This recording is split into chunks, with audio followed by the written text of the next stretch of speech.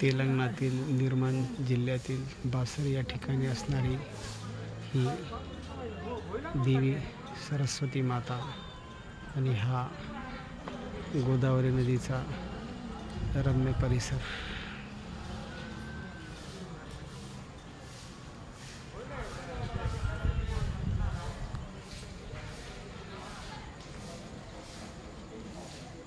अतिशय छान असा हा परिसर आहे.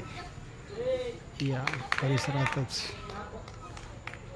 आपल्याला बासर या ठिकाणी सरस्वती देवीचे मंदिर पाहायला मिळते. त्या मंदिरातली ही देवी आणि हा सुंदर असा या ठिकाणी बोटिंगची पण सुविधा उपलब्ध आहे.